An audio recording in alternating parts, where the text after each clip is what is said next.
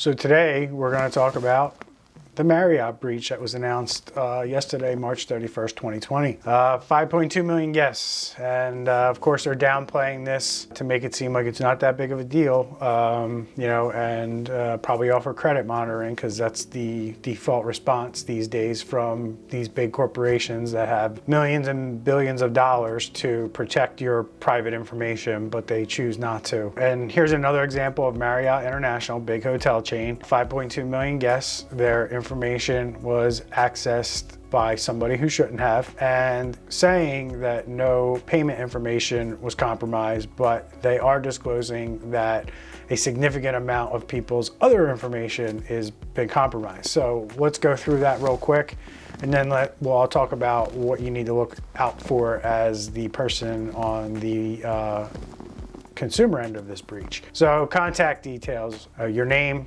your mailing address, your email address, your phone number, that was all breached. Loyalty account information, so your rewards account number, your points balance, but they're saying no passwords were breached at this time. Additional personal details, such as your company you might work for, if you stay under a company account, your gender, and your birthday. Also, any partnership affiliations, like any airline loyalty programs you might use in conjunction with your stays at Marriott, along with preferences like what hotels and rooms you like to stay in, what are your preferences for the rooms and languages and things like that. But they're saying no hotel pins, no passwords were compromised. Here are the things that you need to look out for when this information ends up out there in the dark web. Number one, the big deal about this is, and why companies need to stop pretending like this isn't a big deal, is because after all these breaches happen, these scammers work together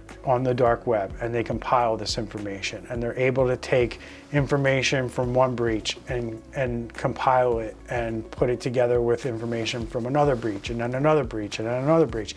And before you know it, they're able to pull up millions and millions of data points from tens and tens of breaches.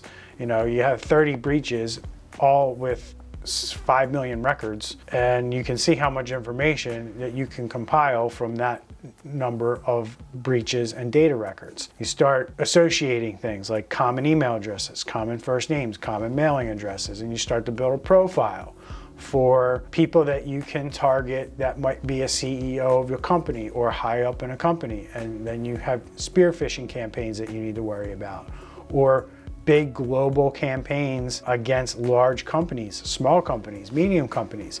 Hey, we know 20 people that work at this company. Let's all phish them and pretend like we're coming from the CEO, and let's make them sound really good because we have all this personal data about this CEO that we could throw into this email to make it seem like it really came from him. So you're making it easier and easier for scammers to take and carry out phishing attacks on companies when you let hackers get to 5 million records and then do what they want with it. And then the knee-jerk response is to provide credit monitoring, which I personally am starting to believe that needs to be a practice that needs to be outlawed. These companies should not be protected, or some level of protection under the guise like, hey, if we give you free credit monitoring, you're going to be okay, or we're going to be okay as a company. That needs to go away. Companies can't think like, oh, we'll just provide credit monitoring and that'll be our defense against something like this. So Marriott did set up a self-service portal to determine if your information was accessed. I will put that in a link below from this video. And then if your information was involved, Marriott is going to disable your password, make you reset your password, and then they're going to make you put two-factor authentication on your Marriott account. But it's important, if you were one of the 5 million or so people that were affected by this breach, stay alert. Criminals will use this event as an opportunity to try to scam you, so that if they have your email address, you may start to see phishing emails that look like they're coming from Marriott, but they're not. Or they may talk about this breach and you need to click something or do something or fill out this form. Be extra vigilant that you're not opening something that you shouldn't. Scammers will also set up fake websites to make it look like it's a Marriott website. So you get this email, it just says here, click here. You click there, looks like a Marriott website. Let me, type in my information, let me update something, and boom, before you know it, they now have more information to go do whatever they want with and perpetrate their attack even further. So you have to be very, very important that you understand that Marriott says it will only contact you by email, and it'll only come from email-marriott.com, and they won't send any emails with attachments or ask for any information.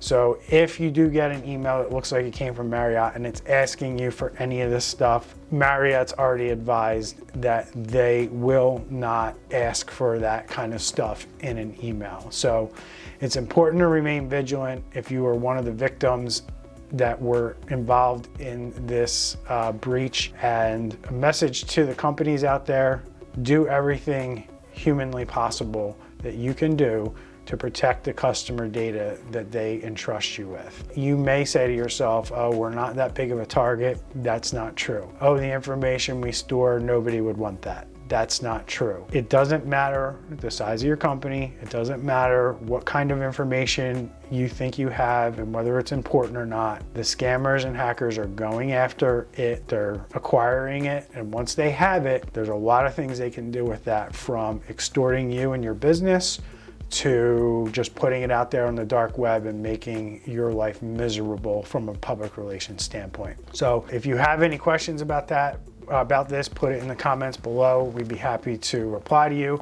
If you need help or you have any questions regarding cybersecurity or how to protect your business, head over to our website at xitx.com.